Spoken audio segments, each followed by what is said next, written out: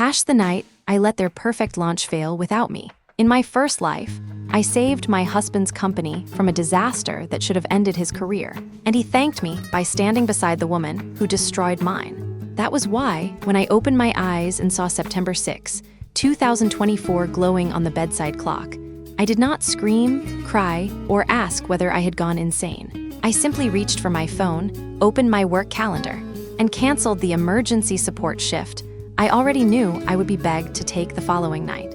24 hours later, Meridian House was scheduled to unveil its most important residential project in 5 years, a 42-story luxury tower called Orem 1. My husband, Adrian Vale, was the project director.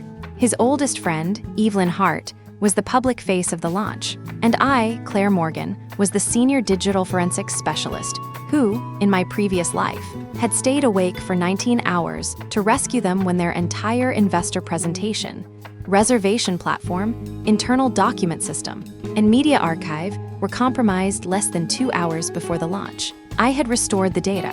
I had isolated the breach. I had traced the malicious access to an unsecured contractor account. I had personally reconstructed the investor deck from backups because the design team had lost the latest version.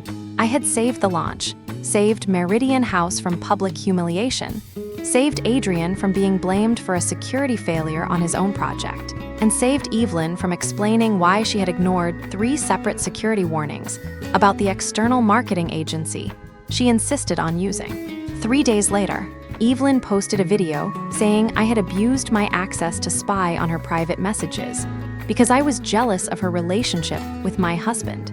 She cried beautifully. That was one thing Evelyn had always done well. She never cried messily.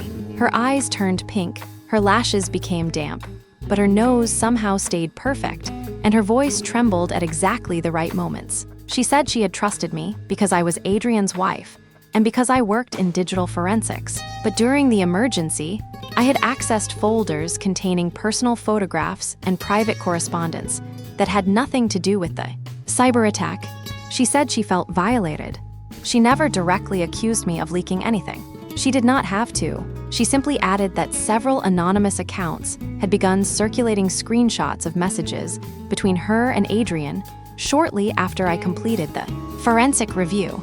Then she lowered her eyes and said she did not want to believe I could have done something so vindictive, but she could no longer dismiss the timing.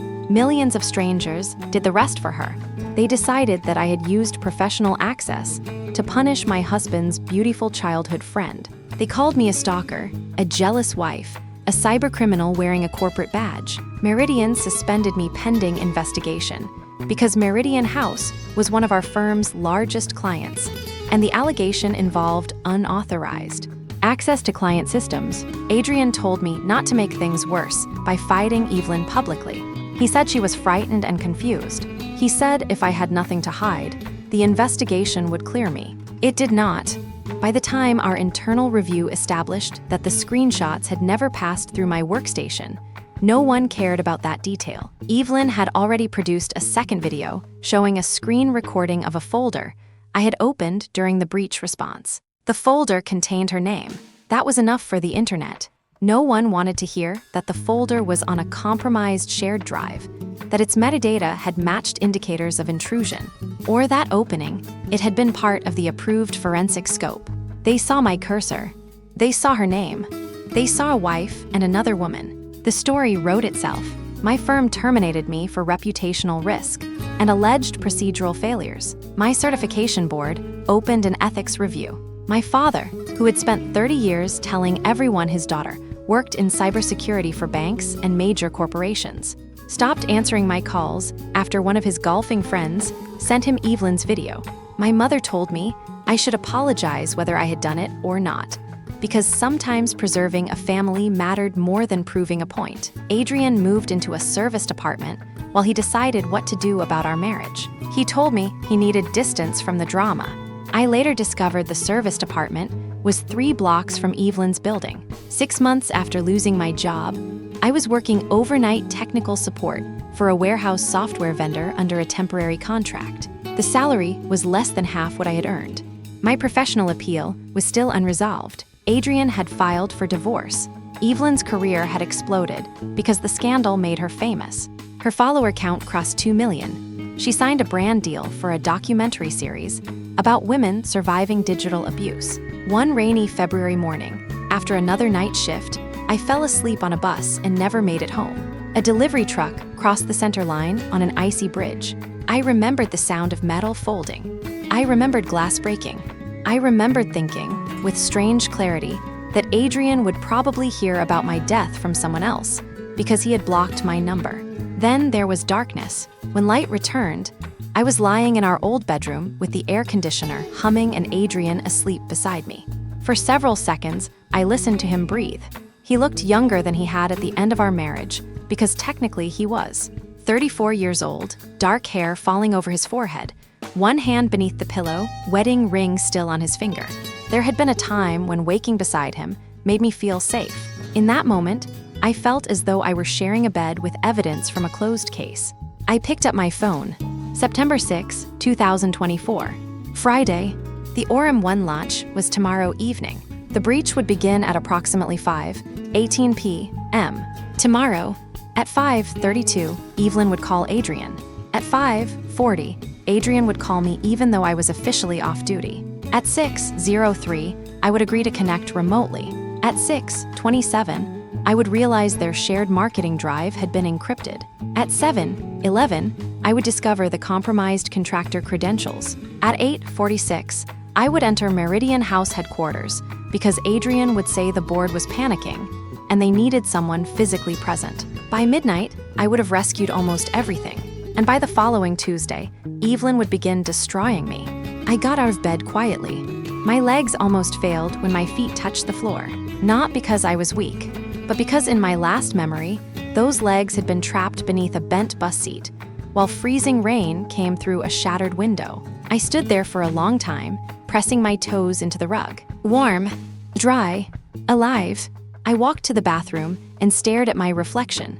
32, clear skin, long dark brown hair, no hollow shadows beneath my eyes, no scar on my chin from the bus window.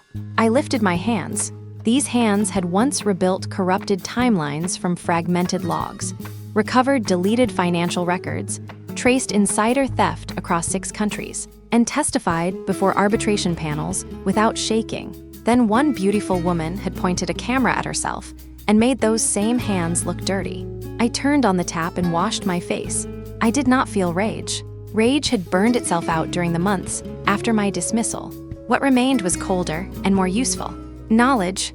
I knew what would happen if I stepped into Meridian House's emergency tomorrow, so I would not step into it. I knew which evidence had disappeared before investigators could preserve it.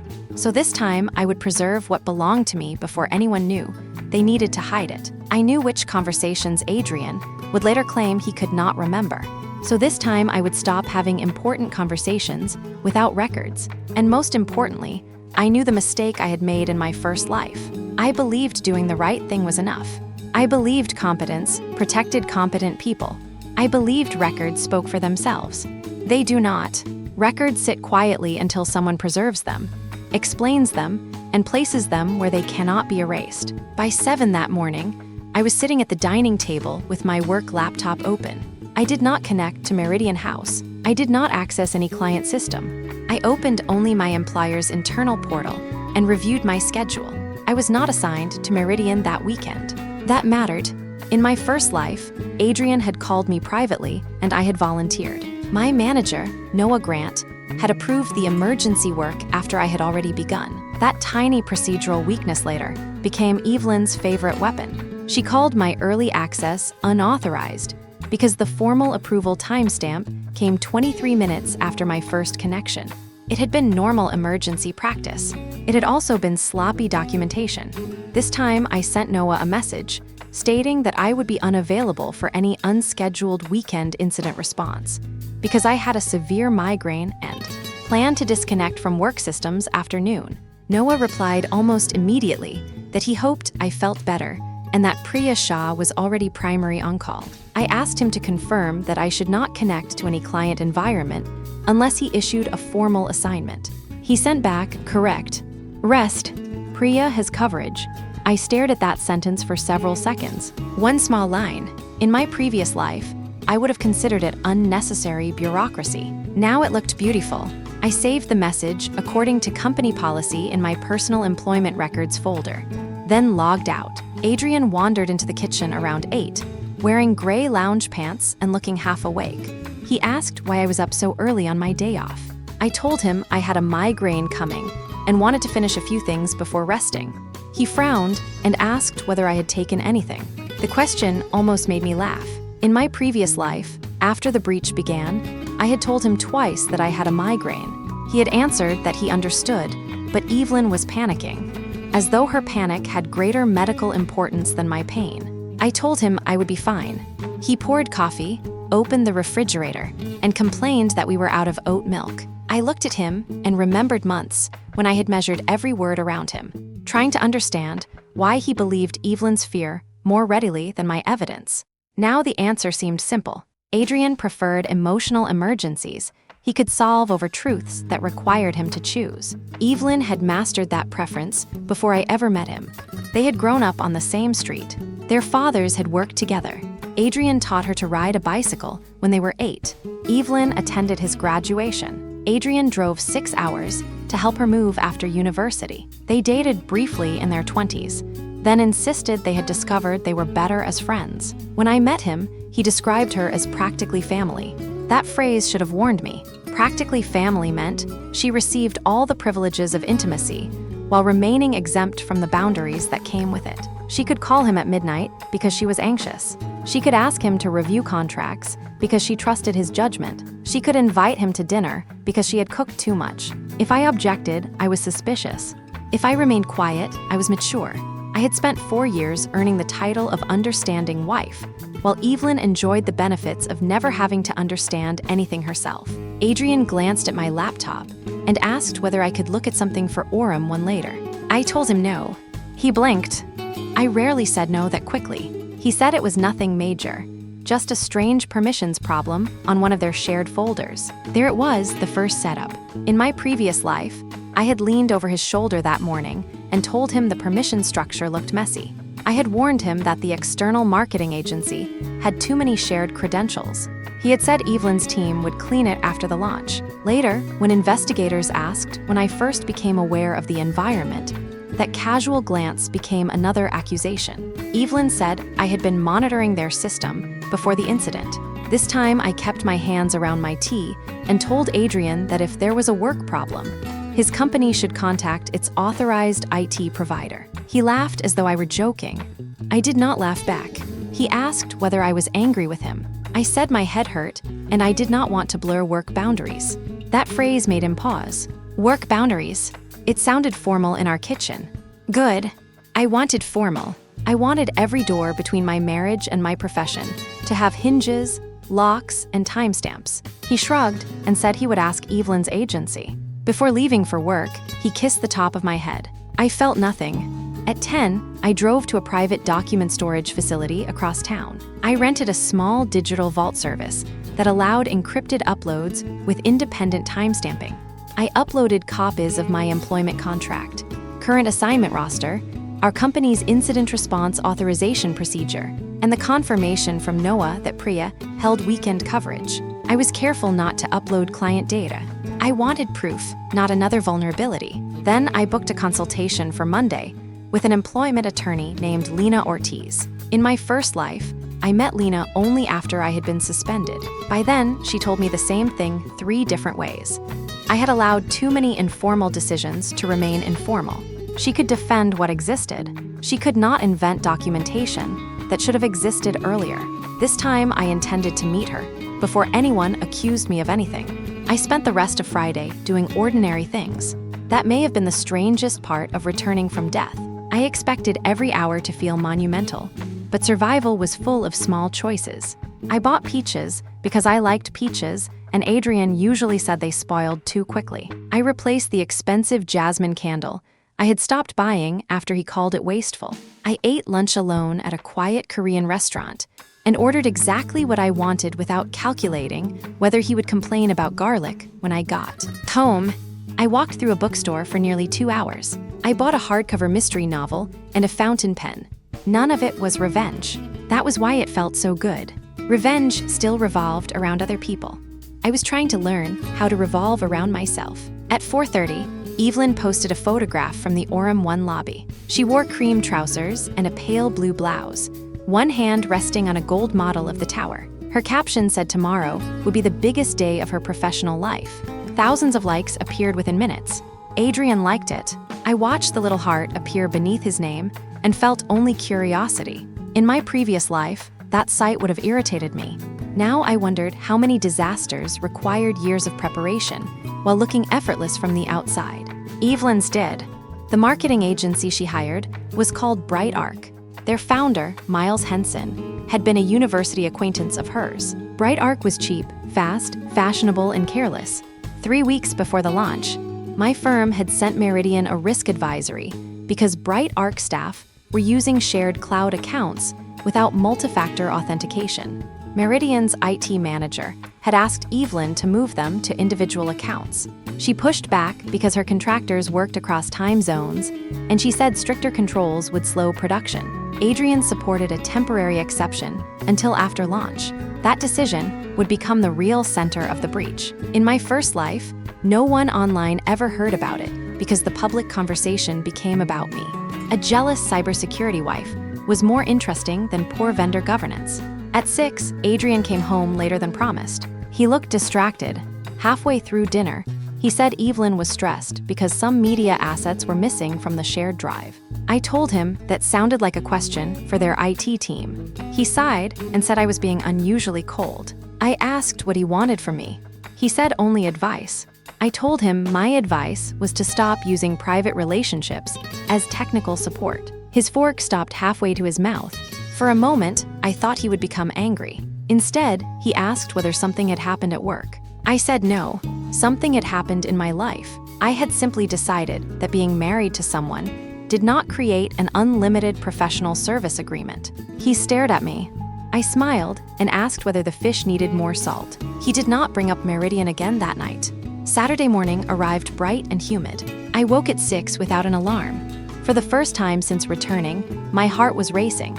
This was the day. Knowledge of the future feels powerful when the future is far away. When it reaches the same morning, knowledge feels more like standing beside railway tracks while hearing a train that no one else can hear. I knew I could not prevent myself from watching. I also knew watching was different from intervening. At 9, Adrian left for headquarters. He wore his navy suit and the silver cufflinks I had given him for our second anniversary. Before leaving, he asked again whether my migraine was better. I told him it was worse, and that I planned to keep my phone on Do Not Disturb. He said he might need to reach me. I asked why. He said launches were unpredictable. I looked directly at him and told him that Priya was my company's assigned on-call responder. If Meridian needed cybersecurity support, their authorized contact should use the official hotline. Adrian rubbed his jaw and said he understood. I repeated the hotline number anyway. He smiled impatiently and said he knew how corporate procedures worked. I almost admired the irony. At 11, I sent Noah one final message saying I was disconnecting for the weekend and would not monitor work channels. He wished me a quiet day. Then I powered down my work laptop, placed it inside a drawer, and photographed the screen showing shutdown at 11:07 a.m. I knew that was excessive. I did it anyway. At noon, I drove to a spa hotel 40 minutes outside the city. I had booked one night under my own name the previous afternoon. The property had a pool, a garden, and terrible mobile reception in several rooms. In my first life, I spent Saturday in our apartment waiting for Adrian to need something. This time I packed a swimsuit and my mystery novel. At 2:14 p.m., Adrian sent a photograph of the completed stage. I did not respond. At 3:02, Evelyn sent me a message for the first time in weeks. She wrote that she hoped I would come to the launch because it meant so much to Adrian. I read it twice. In my previous life, she had never invited me. Interesting. Perhaps my changed behavior had already shifted something. I replied that I was ill and away resting. She sent a sad face emoji and said she hoped I recovered quickly. At 4:51, Adrian called. I let it ring. At 5:06, he called again. The breach was 12 minutes early. My palms became cold. I set the phone face down on the table beside my tea. At 5:19, a text arrived. Adrian wrote that some Meridian accounts were locked and asked me to call him urgently. At 5:23, Evelyn called. I watched her name flash across the screen. I did not answer. At 5:31, Adrian called again. At 5:36, another message appeared. He wrote, "Claire, this is serious. Please pick up." I took a slow breath. In my first life, those words had worked instantly. Serious meant useful. Useful had always been the fastest way to summon me. I had built my identity around being the person who could fix what other people could not. There is pride in competence, but pride can become a leash if everyone else learns where to pull. At 5:42, my company's official incident hotline sent an automated notification to my personal emergency number, stating that Meridian House had opened a Priority 1 incident, and Priya Shah was assigned lead responder. I smiled. Good. The machine knew whose problem this was. At 5:47, Adrian called again. I answered. His voice was tight. He said their investor presentation would not open. Several shared drives were inaccessible. The reservation portal was redirecting users to an error page, and they were less than 90 minutes from press arrivals. He asked me to connect remotely immediately. I told him I could not. He said he knew I was off duty, but this was an emergency. I told him Priya was assigned. He said Priya was already connected, but she did not know the Meridian environment the way I did. That was not true. Priya was excellent. What he meant was that I knew his project personally, because he had spent months turning our dining table into an unofficial extension of his office. I told him that if Priya needed me, she could ask Noah for escalation. Adrian lowered his voice and said Evelyn was nearly hysterical. I looked out through the hotel windows at sunlight on the garden pond. I asked why Evelyn's emotions changed my assignment status. He went silent. Then he said this was not the time for marriage games. The sentence was so familiar that for a moment, I smelled rain and bus diesel. I had heard variations of it throughout my first life. Not the time to be jealous. Not the time to discuss boundaries. Not the time to demand explanations. Somehow, it was always the perfect time for me to help, and never the right time for me to ask why. I told him I had a migraine, I was away from my equipment, and I would not enter a client environment without authorization. Then I ended the call.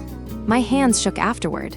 I hated that they shook. Knowing the future had not erased the habits of the past. Part of me still wanted to open my laptop, take control, and prove that I could solve the problem faster than anyone else.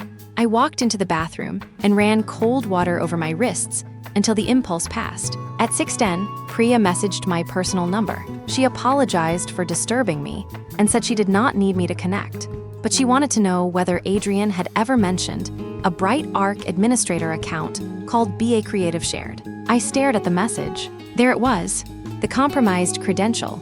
In my first life, I had answered from memory and then logged in to help her verify permissions. That mixed my personal knowledge with forensic access. This time I replied only that Adrian had discussed Bright Arc socially, but I had no authorized knowledge of their account structure, and that she should rely on Meridian's records.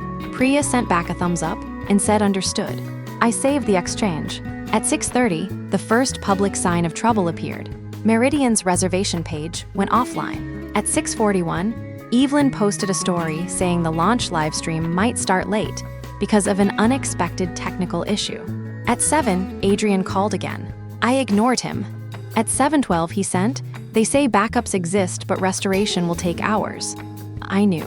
In my first life, I had found an overlooked local copy of the presentation on Adrian's personal work laptop because he had brought it home 2 nights earlier. That copy had saved the launch. This time, the laptop was at headquarters with him. He could find it himself if he remembered. At 7:20, he sent another message asking whether I remembered where the latest investor deck was stored. I did not answer. At 7:35, I ordered dinner from the hotel restaurant, miso glazed cod, steamed rice, and sparkling water. I ate slowly, while Meridian House began failing in public. The launch livestream started 43 minutes late. I watched without sound.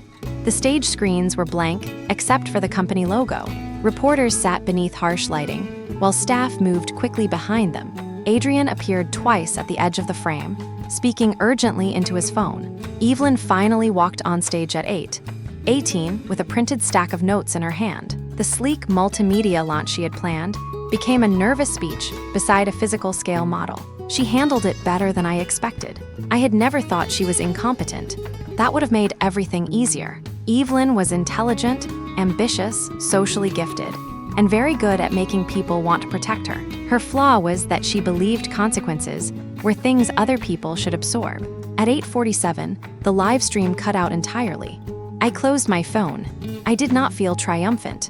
Meridian employed hundreds of people who had nothing to do with my marriage. I did not want the company ruined, but I also understood something I had refused to understand in my previous life. Refusing to rescue someone from the result of their own decisions is not the same as causing the result. Priya and her team were working.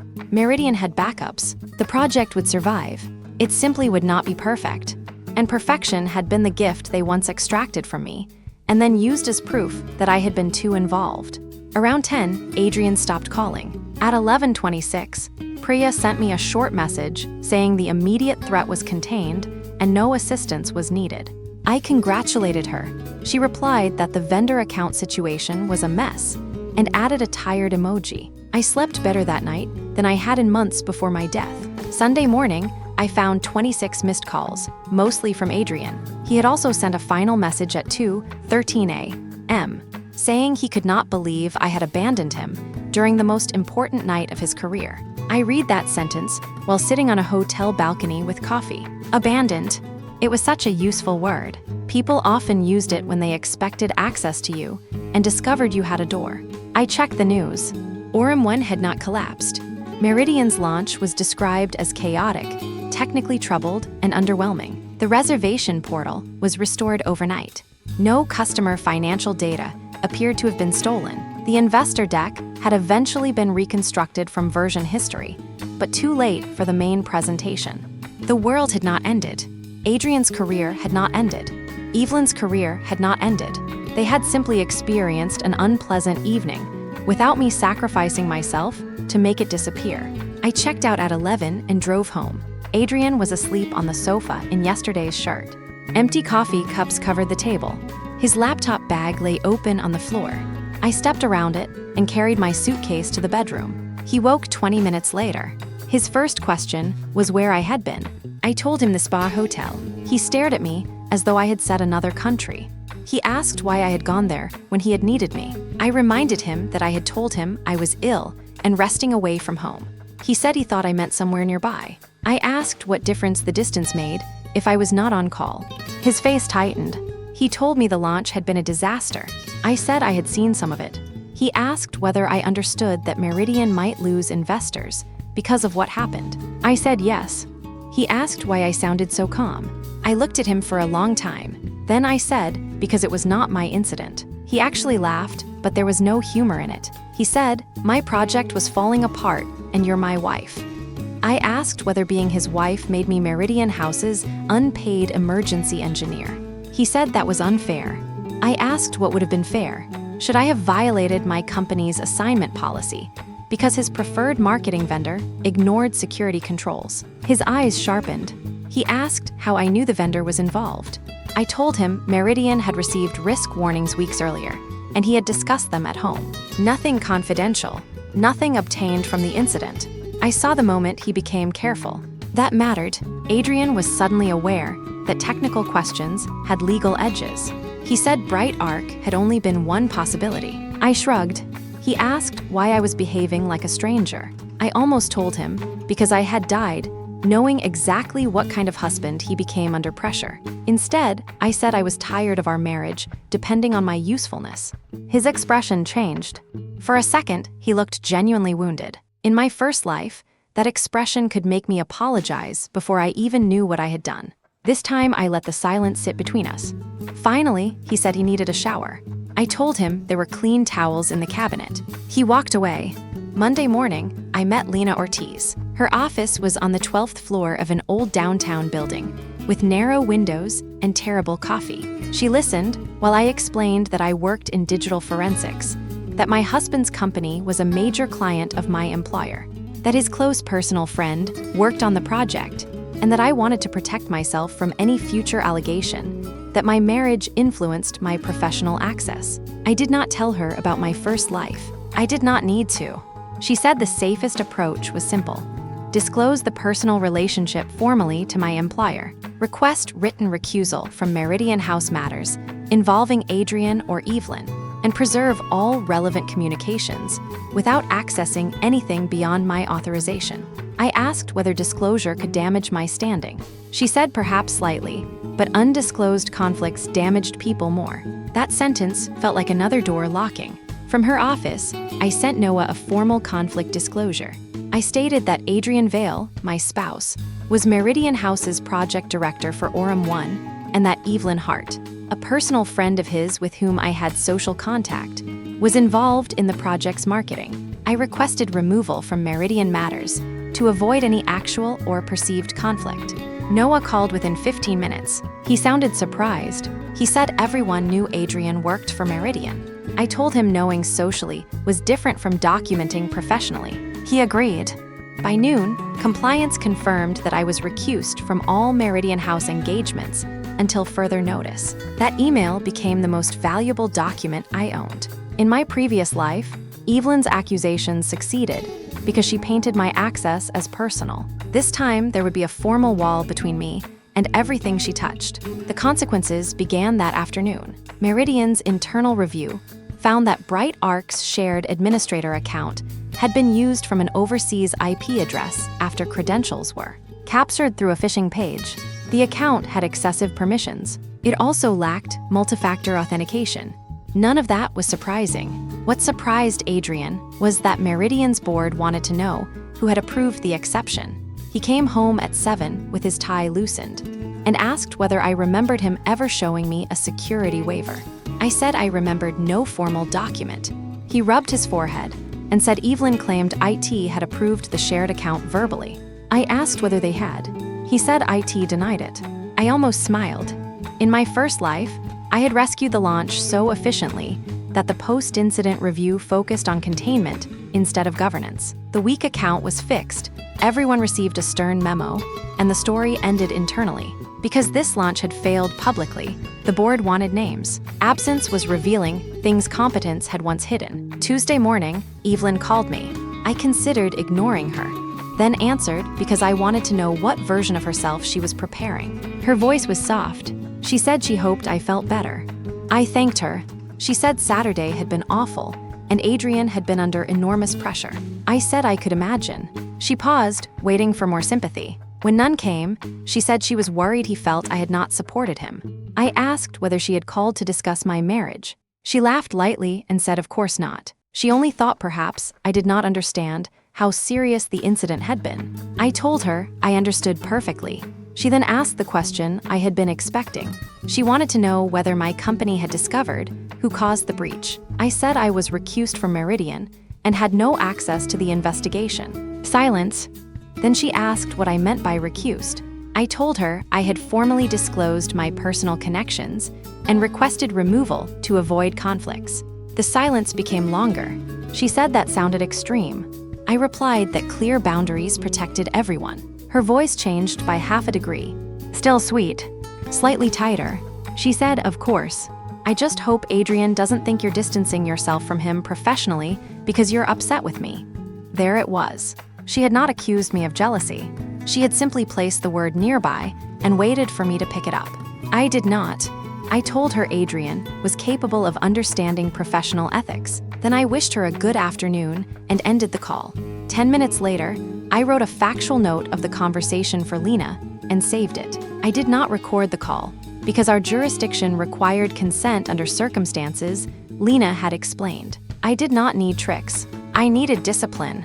By Wednesday, the Bright Arc story had begun leaking online. A real estate trade publication reported that Meridian's launch disruption was linked to a third-party marketing vendor. Evelyn posted a statement saying her team was cooperating fully and that she had always relied on technical professionals to advise her on security. I read that line 3 times. Technical professionals. She was already moving responsibility away from herself. Adrian came home furious because Meridian IT had produced emails showing that their security manager had warned Evelyn directly about shared credentials. Evelyn responded that Adrian had told her the issue could wait until after launch. Adrian insisted he had only said not to disrupt campaign production without a transition plan. They were beginning to turn toward each other. I did nothing. Thursday evening, Adrian asked why I had formally recused myself without discussing it with him first. I asked whether he discussed Meridian's security exception with me before supporting it. He said that was different. I asked how. He said my disclosure affected him personally because it made his company look as though our marriage was a risk. I almost admired how quickly he found a way to make my protection an insult to him. I told him the conflict existed, whether documented or not. Documentation simply prevented ambiguity. He asked whether I no longer trusted him. I said trust was not a substitute for procedure. He stared at me and said I sounded like a lawyer. I told him perhaps we both would have benefited from thinking more like lawyers earlier. He slept in the guest room that night. On Friday, the first anonymous account appeared. It posted a thread claiming the Meridian breach involved a senior forensic employee with intimate access to a project executive. No names, no evidence, just enough details for speculation. My heart began pounding the moment I saw it, because in my first life, the anonymous screenshots appeared 2 days before Evelyn's accusation video. Back then, I assumed random gossip accounts had somehow obtained private messages between Adrian and Evelyn. Only much later did I begin wondering why the screenshots always showed Evelyn in the most sympathetic possible light. They included messages where Adrian reassured her, where she told him she never wanted to interfere in our marriage, where she apologized for needing him. They excluded messages where she asked him to hide meetings from me or mocked me for being too rational to understand people. During the original investigation, I never obtained enough evidence to prove who curated them. This time, I did not need to prove it immediately. I needed to be outside the data path when it happened. I forwarded the public thread to Lena and to my company's compliance mailbox with a short note that the description might be interpreted as referring to me despite my documented recusal. Compliance acknowledged it within an hour. Noah called and told me not to respond publicly. I said I had no intention of doing so. That night, Evelyn posted a photograph of herself alone at a cafe with a caption about learning who truly stands beside you when life becomes difficult. Thousands of people asked whether something had happened. She replied to none of them.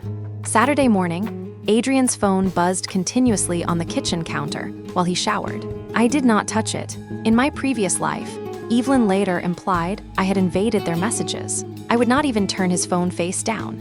When he came downstairs, I told him it had been ringing. He checked it and went pale.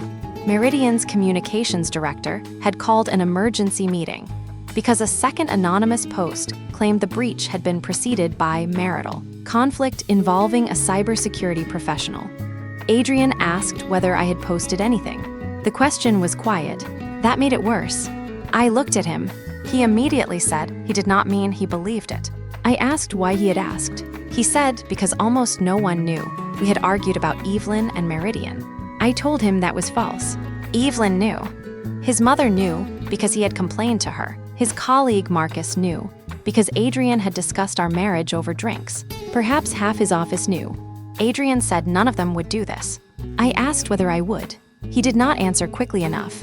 That pause was the grave of our marriage. It had taken months to reach it in my first life. This time it arrived in 8 days. I told him I was going out. He asked where. I said Lena's office. That was true. I had scheduled a Saturday consultation after the first anonymous thread. Lena reviewed everything and advised me to make one proactive move: send a litigation preservation notice through counsel to my employer and Meridian House concerning records that could become relevant if anonymous. Accusations developed into identifiable allegations against me. The notice did not accuse anyone. It simply requested preservation of access logs, assignment records, internal communications concerning my involvement or non-involvement, and public relations communications referencing me. That was the moment the board changed beneath Evelyn's feet. In my first life, logs aged out, messaging histories were edited, and informal discussions disappeared before I understood they mattered. This time, before she ever said my name publicly, lawyers were telling organizations not to delete anything. Sunday afternoon, Evelyn posted the video. She sat in her apartment wearing a cream sweater, makeup minimal, eyes red. She said the past week had been emotionally devastating. She said private communications involving her had begun appearing online. She said she had learned that someone with a close personal connection to Adrian had access to technical systems related to the incident. She said she did not want to accuse anyone unfairly, but she had previously experienced hostility from a person who misunderstood her friendship with Adrian. Then she said my name, not as an accusation. As context, Adrian's wife, Claire Morgan, works in digital forensics for the firm that responded to the incident. She added that she hoped Claire had not been involved because the thought that professional tools could be used in a personal dispute frightened her. It was almost elegant. If I had followed my previous path, it would have been devastating. This time it was a gift. Within 20 minutes, strangers found my employer. Within 40, my name was trending locally. By the second hour, people were calling for my dismissal. The messages looked horrifyingly familiar. Jealous wife, abusive hacker, corporate stalker, criminal investigation. I sat at Lena's conference table and watched the storm arrive exactly where I had known it would. My body remembered the first life, even when my mind remained calm. My fingers became numb. My breathing shortened. For one terrible second, I was back in the cheap apartment where I had spent my final months, watching strangers debate whether I deserved prison. Lena pushed a glass of water toward me. I drank it. Then I opened the folder we had prepared. At 4:12 p.m., my employer released a statement. It did not defend my personality. It did something better.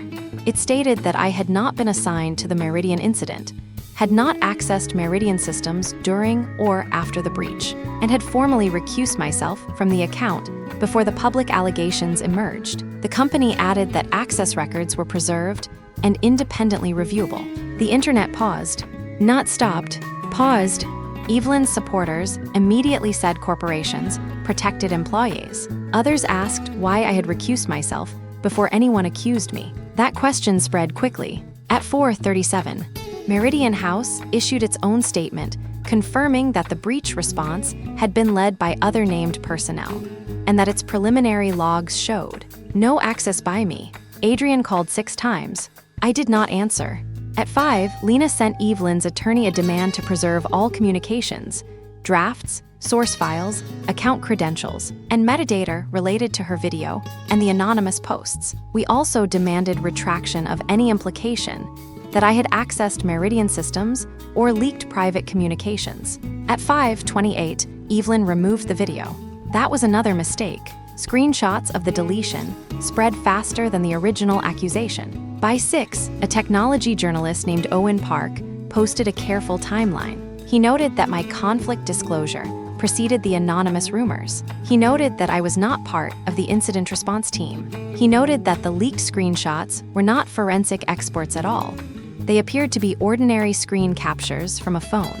That technical detail cracked the story open. In my first life, everyone assumed cybersecurity meant I possessed magical access to anything digital. This time, Owen asked the obvious question. If the screenshots were ordinary phone captures, why assume a forensic professional had produced them? People began examining the images. One screenshot showed a battery percentage and interface layout consistent with Evelyn's phone model, visible in her own lifestyle videos. Another included a tiny cropped edge of her custom rose gold wallpaper. The screenshots had not been stolen from her. They had almost certainly been captured on her device or from an exported copy of her device. I did not discover that. Owen did. That mattered. Truth is stronger when it does not have to come from the accused. At 7:30, Adrian arrived at Lena's office. He looked furious and frightened. The receptionist asked whether I wanted to see him. I said yes, but only with Lena present. He walked into the conference room and demanded to know why lawyers were threatening Evelyn. Lena calmly said no one had threatened her. Counsel had demanded preservation and correction of potentially defamatory implications. Adrian turned to me and said Evelyn was falling apart. I asked what that had to do with me. He said she had made a mistake because she was scared. I asked which mistake. Saying my name, suggesting I had access, posting a video before checking whether I had even worked the incident, or deleting it when records contradicted her. Adrian ran both hands through his hair. He said she genuinely believed someone had leaked her messages. I said perhaps someone had. He looked at me. I told him the evidence currently suggested the screenshots came from her own device, which meant he should be asking her who had access to it. His face changed. That was the first moment I saw fear directed somewhere other than me. He asked whether I was accusing Evelyn of leaking her own messages. I said no. I had learned not to accuse people without evidence. I watched that sentence land. Lena almost smiled. Adrian sat down. He asked me what I wanted. In my first life, I had wanted him to believe me. I had begged for that belief until it became humiliating. This time I said I wanted nothing from him. My lawyer wanted false implications corrected. My employer wanted its employee protected. Meridian wanted the source of the breach understood. Those were separate matters. Adrian whispered that I was his wife. I told him yes. And less than 12 hours earlier, he had asked whether I was secretly behind anonymous posts. He said he had been confused. I told him confusion was revealing, when it always pointed in the same direction. He left without saying goodbye. The next morning, Owen published a longer article. Bright Arc employees had begun talking. One contractor said Evelyn's team routinely shared passwords through an unsecured group chat. Another provided an email showing Meridian IT had insisted on multi-factor authentication, and Evelyn had replied that they would implement it after. Launch madness. The article never mentioned me until the final paragraph, where it stated that public suspicion toward a recused forensic specialist appeared unsupported by available access records. My name was no longer the story. Governance was. That should have ended Evelyn's involvement with me. Instead, she escalated. Perhaps she understood that once the public stopped seeing me as the villain, they might start asking why she had introduced me at all. She went live that evening. I did not watch in real time. Lena recorded it through a monitoring service. Evelyn cried for 27 minutes. She said people were twisting her words. She insisted she had never directly accused me of hacking anything. She said she merely shared her fear as a woman whose private conversations had been exposed. Then she said something that destroyed her. She claimed she knew I had seen private messages between her and Adrian before the breach, because months earlier, I had confronted Adrian about something Evelyn had written. Adrian had told her that. According to Evelyn, that proved I had been monitoring them long before the incident. I stared at the transcript. The confrontation she referenced had happened, but not because I hacked anything. Adrian had left his phone unlocked on our kitchen counter, while a message preview from Evelyn appeared across the screen. I had seen 8 words. Don't tell Claire I stayed over that late. I had asked Adrian why Evelyn was telling him to hide how late he stayed at her apartment. He said nothing inappropriate happened. In my first life, I had been embarrassed by the incident and never documented it. This time, something better existed. Adrian had apologized to me by text the following morning. The message was still on my phone. He wrote that he understood why seeing Evelyn's notification upset me, that he should not have stayed at her apartment until 2 in the morning, and that he had asked her not to send messages implying they were keeping secrets. Evelyn had just publicly confirmed knowledge of a private marital conflict that could only have come from Adrian. More importantly, she had claimed the conflict proved prior surveillance when Adrian's own message showed exactly how I learned about it. Lena asked whether I wanted to release the message. I said not yet. I wanted Adrian to decide who he was before evidence decided for him. I sent him one screenshot privately. No commentary. He called within 30 seconds. I answered. His voice sounded different, smaller. He asked whether I still had that message. I said obviously. He was silent. Then he said Evelyn should not have talked about it publicly. I agreed. He said she was trying to defend herself. I asked why defending herself required lying about me. He said perhaps she remembered it differently. I asked whether he remembered it differently. Another silence. Then he said no. I told him that was all I needed to know. An hour later, Adrian posted his first public statement. He said Evelyn's description of the earlier marital disagreement was inaccurate. He explained that I had seen a message preview on his phone and had not obtained the information through technical access. He also stated that he had no evidence I had ever accessed his private communications without permission. It was not an apology. It was not courage, but it was the first time in 2 lives that he publicly contradicted Evelyn on my behalf. The reaction was immediate. People began asking why Evelyn had distorted the story. She deleted comments. Then she limited comments. Then she disabled them. The following morning, Meridian placed her communications contract under review. Bright Arc suspended Miles Henson pending investigation. The story could have ended there. It did not, because preserved records were beginning to speak. Meridian's legal team, responding to Lena's preservation notice and its own internal investigation, reviewed the access history of the media folder, where the leaked screenshots had first appeared in a hidden subdirectory before anonymous accounts posted them. That directory was not created by me. It was created by a Bright Arc user account assigned to an assistant named Tessa Cole. Tessa was 23, underpaid and terrified. When questioned, she admitted that Evelyn had asked her to prepare receipts for a possible personal statement because Evelyn believed Meridian might blame her for the security exception. Tessa said Evelyn provided screenshots from her own phone and asked her to crop them. She also said she was instructed to send a folder link to Miles. She denied posting anonymously. Miles denied it too. The investigators then examined login records. The anonymous social media accounts had been created through a privacy service, but one recovery email matched an address used by Bright Arc for test campaigns. That did not prove Evelyn personally posted anything, but it moved the scandal fully inside her circle. By then, I almost felt sorry for Tessa. Almost. I remembered what it was like to be the least powerful person in a room, while someone more influential explained what version of events would be. Convenient, Lena advised me not to comment until Meridian completed its review. I followed her advice. Evelyn did not. She posted a written statement saying rogue contractors had acted without her authorization and that she was being victimized by people exploiting her. Trust. Tessa responded through her own attorney. She released one message from Evelyn. Make sure the screenshots show enough for people to understand what kind of wife we're dealing with, but nothing that looks like it came from me. That sentence spread across the internet in less than an hour. I read it once, then again. I felt no explosion of satisfaction.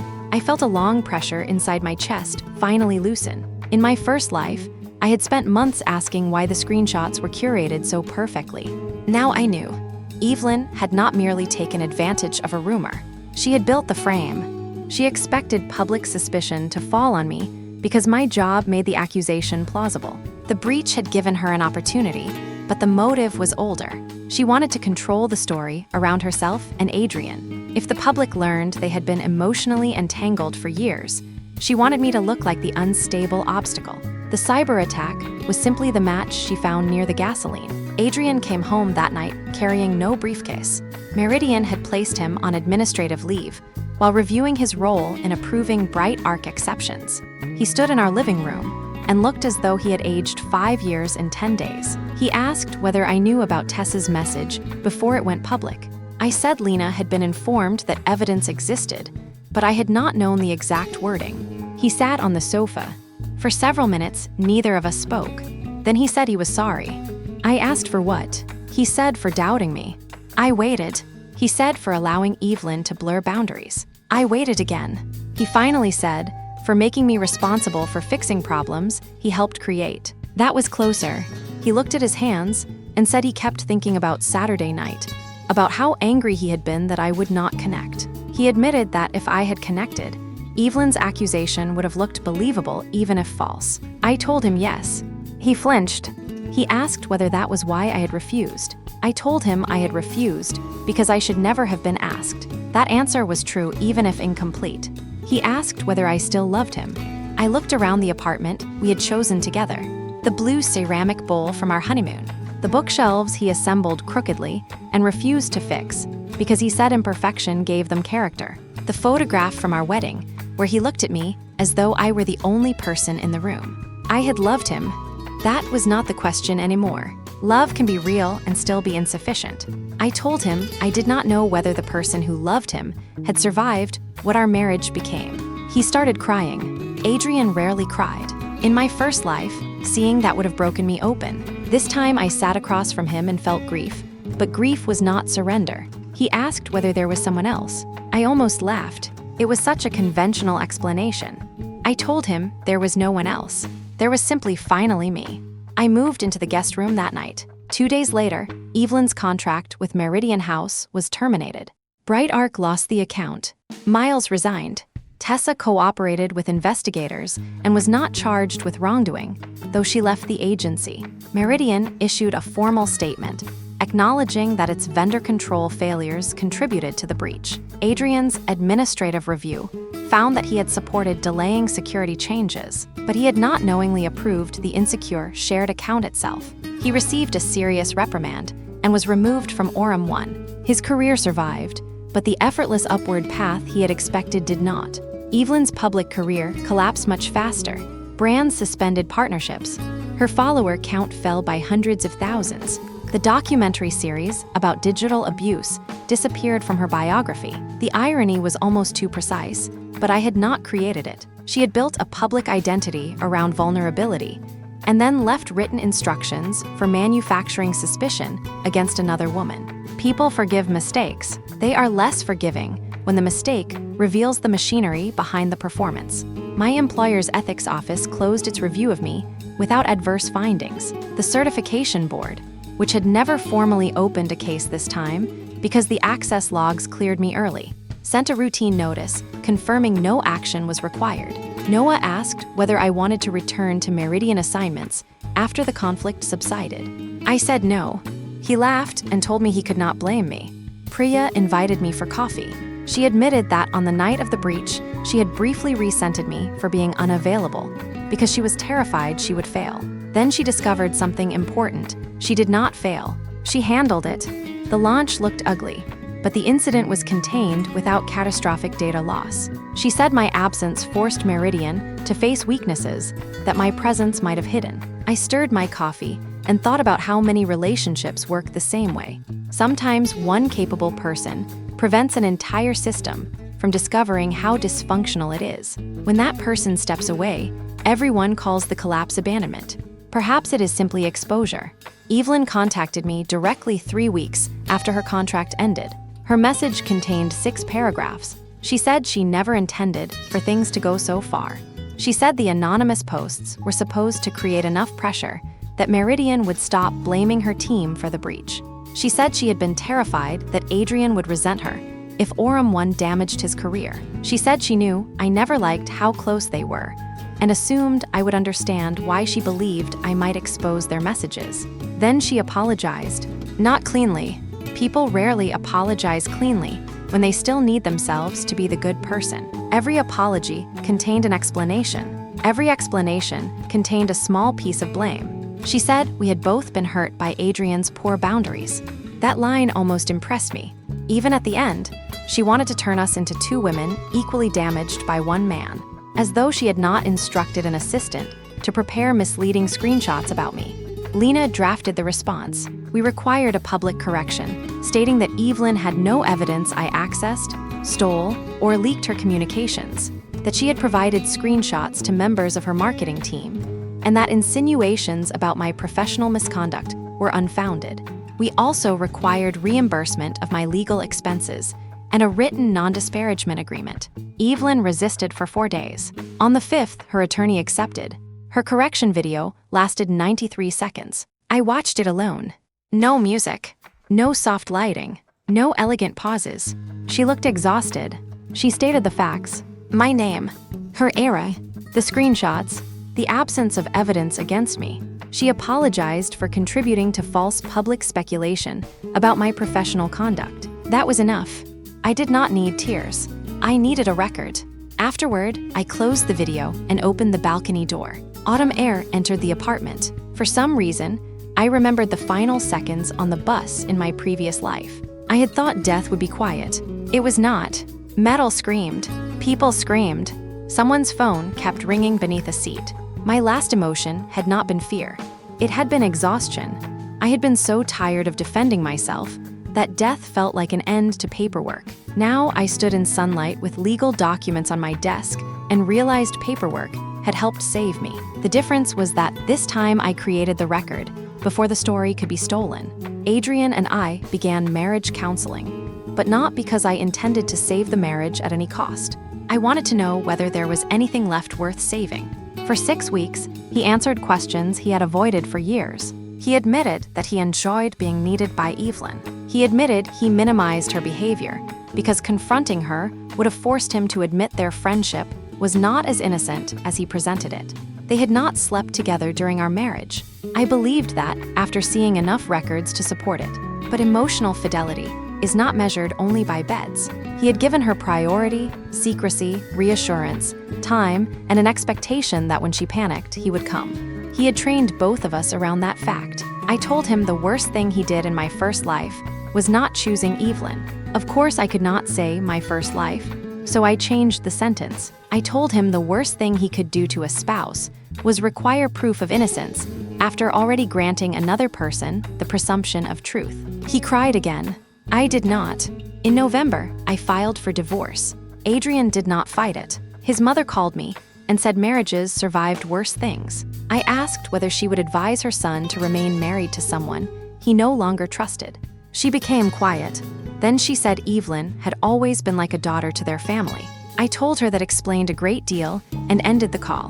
My parents reacted differently than they had in my first life, because this time there was no scandal left for them to fear. My father said divorce was embarrassing.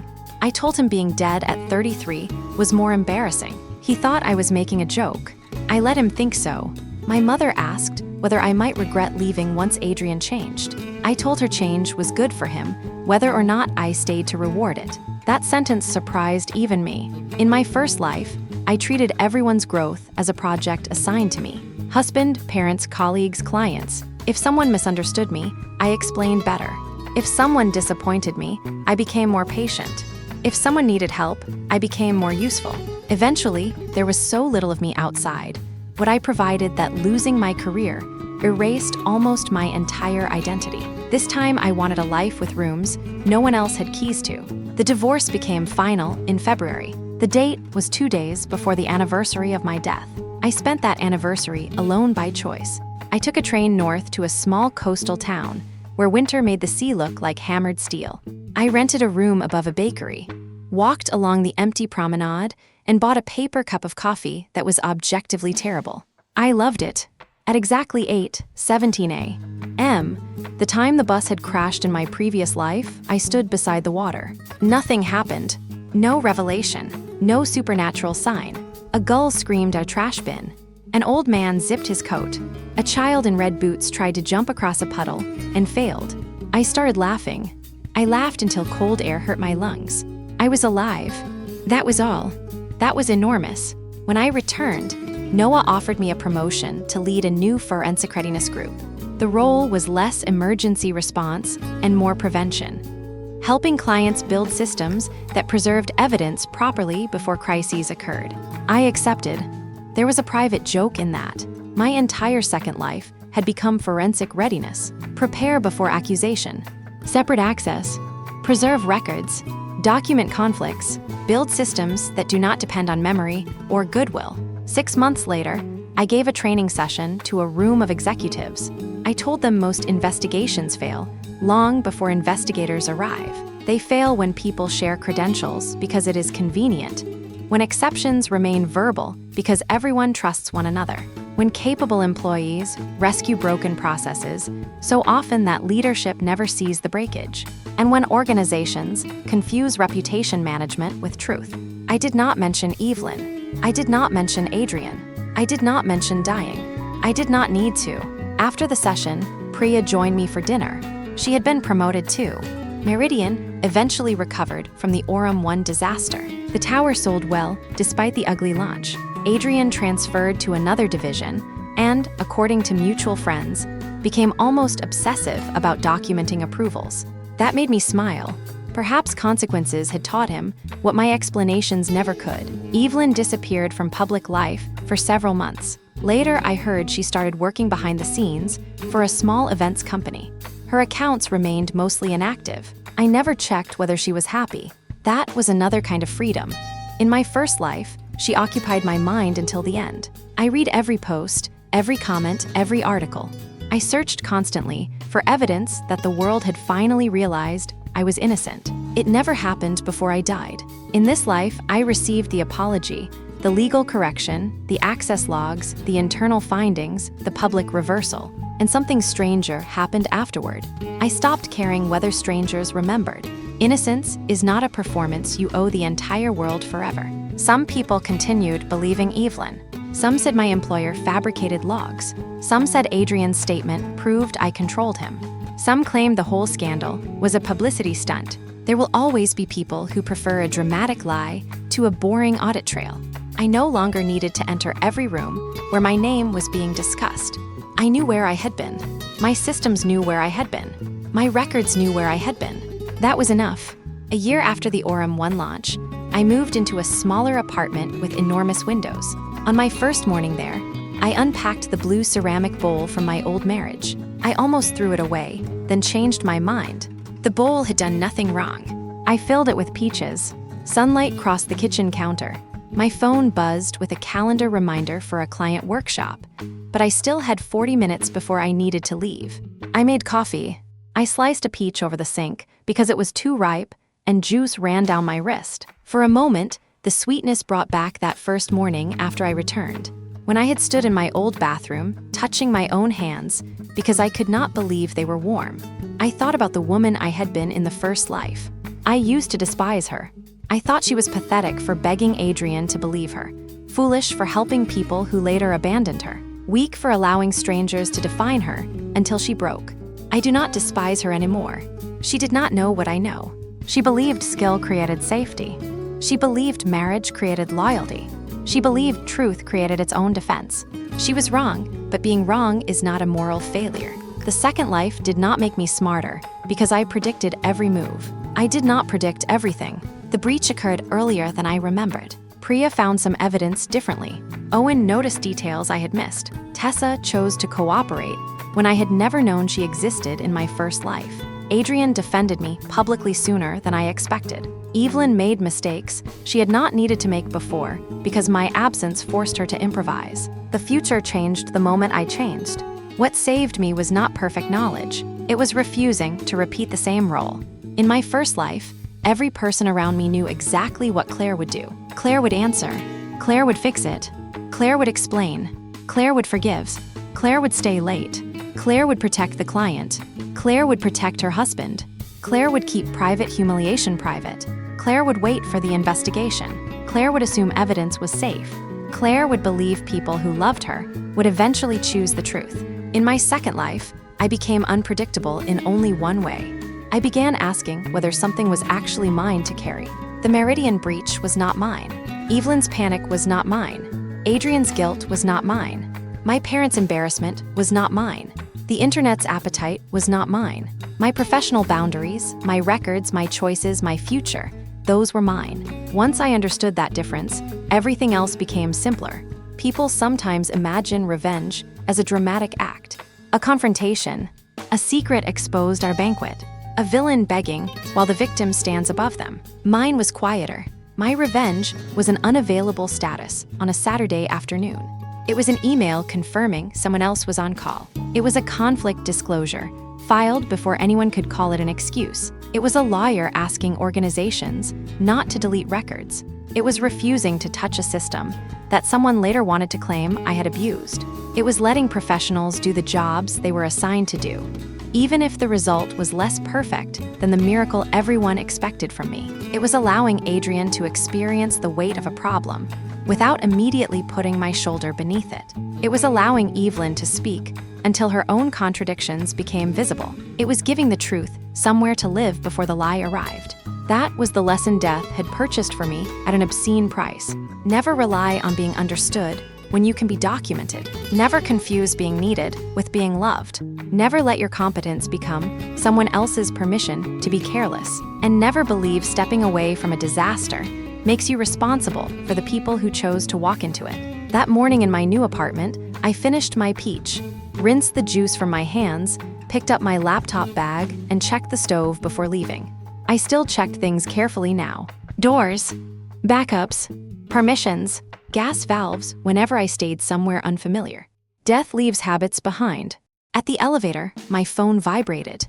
The message was from Adrian.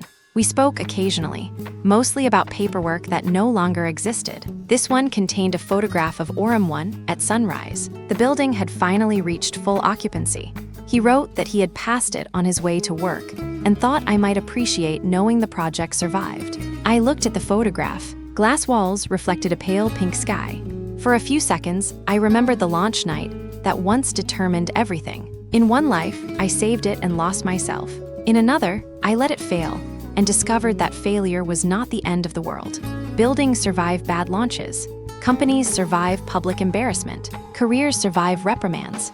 People survive divorces. Even reputations sometimes survive lies. What did not survive indefinitely was a person who spent every day carrying everyone else and called the exhaustion love. I typed back that I was glad the project was doing well. Then I put my phone away and stepped into the elevator. The doors closed. My reflection appeared briefly in the brushed metal. 33 now, hair shorter than before, shoulders relaxed, no wedding ring. I did not look victorious. I looked ordinary. Alive people often do. The elevator descended through morning sunlight. When the doors opened into the lobby, I walked outside without checking whether anyone needed me first.